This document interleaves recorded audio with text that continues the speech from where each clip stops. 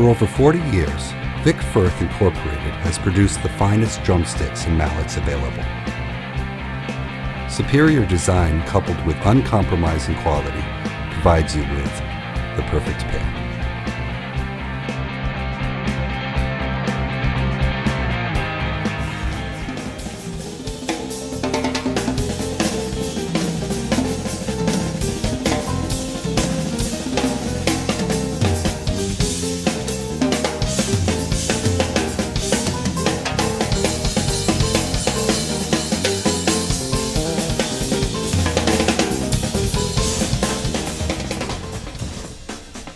In order to make a good quality drumstick, we have to start out with good quality wood.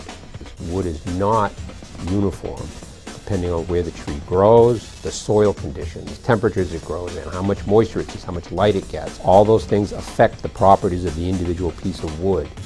We operate our own sawmill to produce wood in a raw, square form. That allows us to control the drying of the wood inside our kilns, and in turn allows us to control the way the dowel is shaped. All right, what we're looking at is one of our kilns. Kiln is how we dry the wood.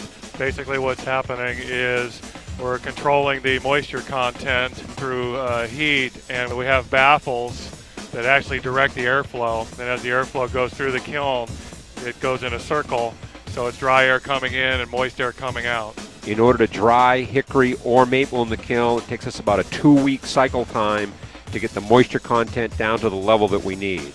During the kiln cycle, we constantly take samples out of the kiln in order to check them for moisture content and stress. One way to check the moisture content of the wood is to use a pin meter, which measures resistance within the wood. Hammer 2 electrodes into the stick.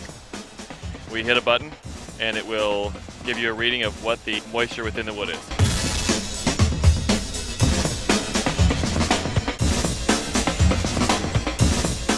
One way we check the stress on the wood is to actually cut the wood with a bandsaw to determine whether or not it's stressed. If it's stressed, it'll either open up or it'll close tight on the blade.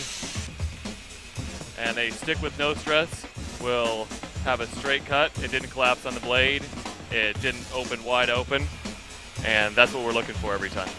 So in order to ensure a uniform, high-quality stick, we have to ensure that we have uniform, high-quality wood, and that all is controlled inside the dry kiln.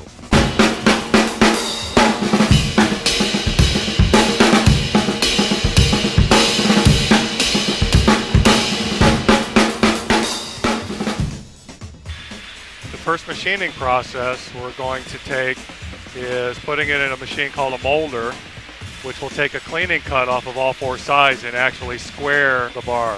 First time the bar gets inspected is at the loading station for the molder. One of the things that the first inspection is looking for is warpage for the bars. Things that we know either will jam the machine or not make a good drumstick. This is an example of too much stress. And once it gets this bad, no amount of machining is going to get it out. So we take it out of the process up front and don't try to force a drumstick out of it. From the cleaning cut then, we're going to put it through a device called a doweler, and it's going to change form from square to round. On the doweling machine, it's going into an indexing conveyor where we have a weight scale set up and also a laser micrometer. So we're measuring the run out on the dowel, and we're also weighing it. Any stick that is too light to make a good drumstick, we're kicking out of the process before we even grind a profile. We do a classification step at the end of the process where we're looking for things like mineral streaks, knots, cross grain, and we're doing an orientation of the best grain to be on the tip.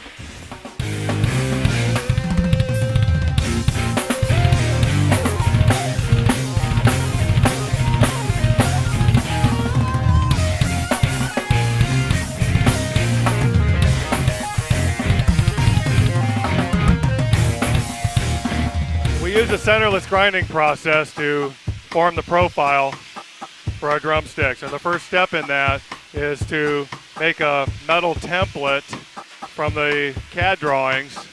We'll burn in the actual profile of the stick. What we're doing is we're transferring the profile to the grinding wheel so that when we place the dowel into the grinding machine, it's grinding the exact template. First stage of the process is using the grinding wheels to form the shape of the butt. After the butt is ground into the stick is transferred into the second machine, where the same grinding process will cut the profile of the tip. And our operators are checking sticks at a very frequent interval. And we use vernier calipers and micrometers in order to ensure that, that we're meeting the very close tolerances that we demand.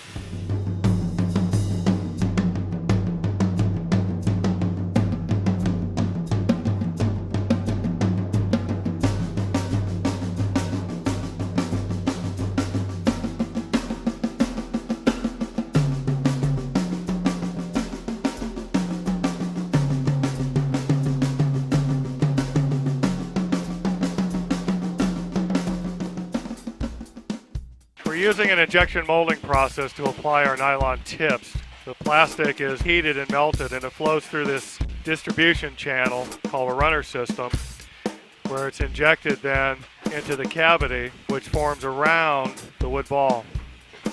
And the end result is you have plastic encapsulating the ball, and it's very strong and it won't break. We're actually using a specially formulated high impact material, so it's guaranteed not to break. And the wood will break before the tip will break.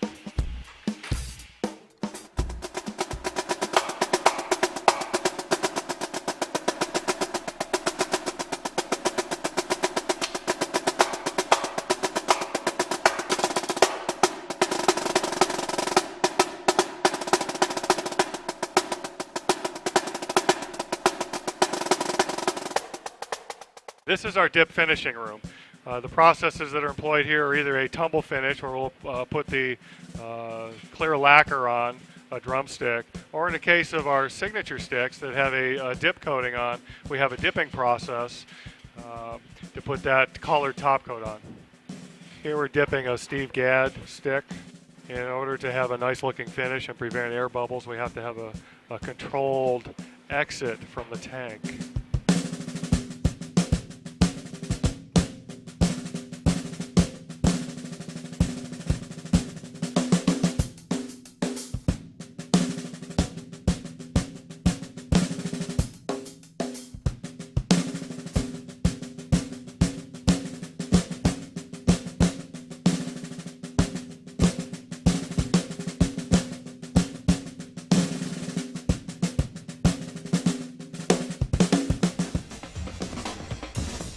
In this room, after the sticks have been finished, we're going to put our logo on them, we're going to weight sort them, tone pair them, randomize them, sleeve them, package them, and get them ready for shipment.